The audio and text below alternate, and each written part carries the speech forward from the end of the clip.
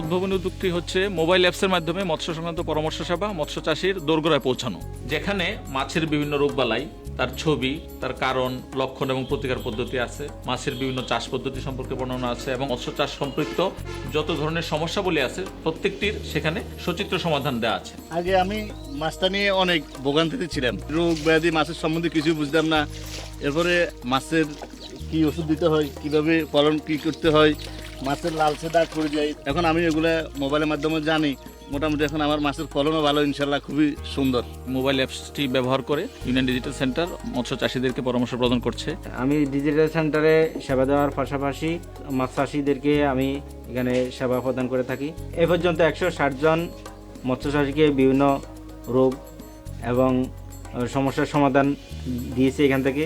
পাশাপাশি মৎস্য খাদ্য বিক্রেতা যারা রয়েছেন তাদের কাছে যেসব মৎস্য খামারি খাদ্যের জন্য আসেন তাদেরকে ওই অ্যাপসের মাধ্যমে তারা পরামর্শ দিচ্ছেন এবং ওষুধ কিনতে যেসব চাষি আসেন সেই মোবাইল অ্যাপস ব্যবহার করে একজন ওষুধ বিক্রেতা সঠিকভাবে সে কারণটা নির্ণয় করে সেখানে সে মেডিসিনটা বিক্রি করতে পারছে। উপজেলা মৎস্য অফিস থেকে মোবাইল অ্যাপসটা পাইছি। বর্তমানে মোবাইল অ্যাপসের মাধ্যমে আমি সব তাদের সেবাটা দিতে পারি এবং রোগ নির্ণয় করতে আমার সবচেয়ে সুবিধা হয়। এবং সর্বোপরি একজন চাষি তার যাদের নিজের স্মার্টফোন আছে নিজেই সেটা সে ব্যবহার করতে পারছে। যারা চাষি আছে তাদেরকে এই মোবাইল অ্যাপসটা দিয়ে থাকি। এখন তাদের প্রতিটা খামারে যখন যে প্রয়োজন, মনোসেক্স তেলাপিয়া বলেন আর অন্যান্য মাছ বলেন, ছবিটা চিহ্নিত করে এবং এখন কি মেডিসিন দিতে হবে, কি দিতে হবে, আমাকেও ফোন দেওয়া লাগে না, আমার মৎস্য অধিদপ্তরও যাওয়া লাগে না। আগে একজন মৎস্য চাষীকে অনেক দূর দূরান্ত থেকে উপজেলা মৎস্য অফিসে আসতে হতো। দেখা যেত যে তার সে রোগাক্রান্ত মাছ নিয়ে আসতে পারতো না বা পানির নমুনা নিয়ে আসতে পারতো না, যার কারণে পরামর্শ প্রদানেও জটিলতা সৃষ্টি হতো। তো আমার এই মোবাইল অ্যাপসের মাধ্যমে যখন থেকে আমি সেবা দেওয়া শুরু করেছি তখন থেকে তাদের এই সময়টা অনেক কমে আসছে। এখন সে 10 মিনিট বা 15 মিনিট বা আধা ঘন্টায় এই সেবাটা নিকটস্থ যে কারো কাছ থেকে সে পাচ্ছে।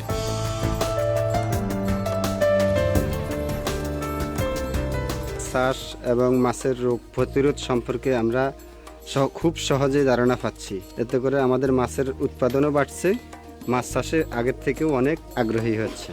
আমরা একটা অ্যানালাইসিস করেছি, তার ভিজিট 50% কমেছে, শতকরা 60%-এর মতো তার সময় সাশ্রয় হয়েছে এবং মূল্যর ক্ষেত্রে আমরা 80%-এর মতো মূল্য সাশ্রয় হয়েছে। এই সেবাটা পাওয়ার জন্য আমরা 36 কিলো মাছ দিয়ে সদর উপজেলা মৎস্য অফিসে যাওয়া লাগতো, কিন্তু এখন আমরা ওখানে যাওয়া লাগে না। এই উদ্যোগটা নেওয়ার পূর্বেই আমি একটা ইউজার রিসার্চ অ্যানালাইসিস করেছিলাম। 60%-এর মতো খামারি এবং মৎস্য চাষী তারা বলেছিল তারা বিভিন্ন মৎস্য রোগ সংক্রান্ত বিভিন্ন সমস্যার তারা সম্মুখীন হয়।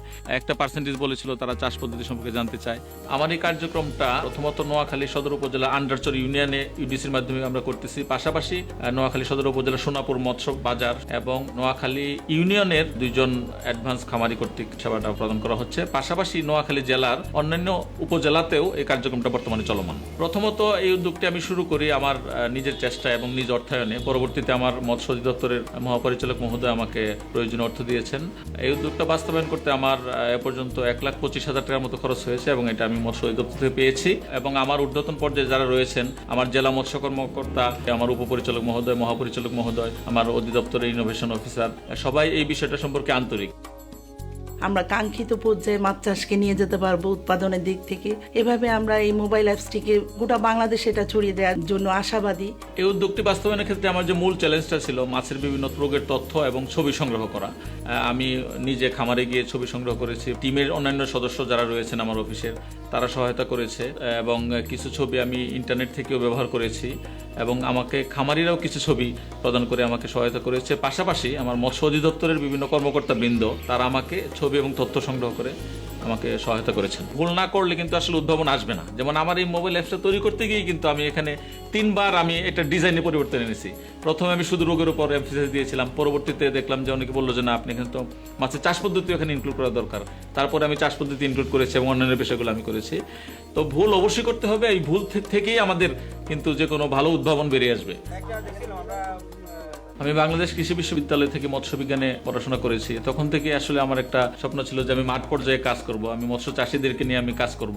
আমার এই উদ্যোগটার পিছনে মূল মোটিভেশনটা হচ্ছে একজন সরকারি কর্মকর্তা হিসাবে যে আমার যে মৎস্য চাষীরা রয়েছে বা সেবা গ্রহীতারা রয়েছে তাদের দুঃখ দুর্দশাটা আমি কিভাবে লাঘব করতে পারি, এই বিষয়টা থেকে আমার মূলত ইনোভেশনটা এসেছে। A2I এবং EGL এর যে প্রশিক্ষণগুলো, এই প্রশিক্ষণগুলো মূলত আমাকে যে কোনো সমস্যাকে সেবা গ্রহীতার দৃষ্টিকোণ থেকে চিন্তা করা এবং ভাবার যে একটা বিষয়, এই বিষয়টা শিখিয়েছে এবং সার্বিক সেবা প্রদানের যে দৃষ্টিভঙ্গি, এই দৃষ্টিভঙ্গিতে একটা আমূল পরিবর্তন এনেছে বলে আমি মনে করি। আমার স্বপ্ন আসলে এটাই যে অ্যাপসটা একদিন পূর্ণাঙ্গ একটা মৎস্য ওয়েবসাইট হবে, সেখানে শুধু মোবাইল অ্যাপস নয়, সেখানে মৎস্য সংক্রান্ত যাবতীয় তথ্য থাকবে এবং একজন ফার্মার এখান থেকে তার সমস্ত কিছু সে শেয়ার করতে পারবে এবং সমস্ত কিছু জানতে পারবে।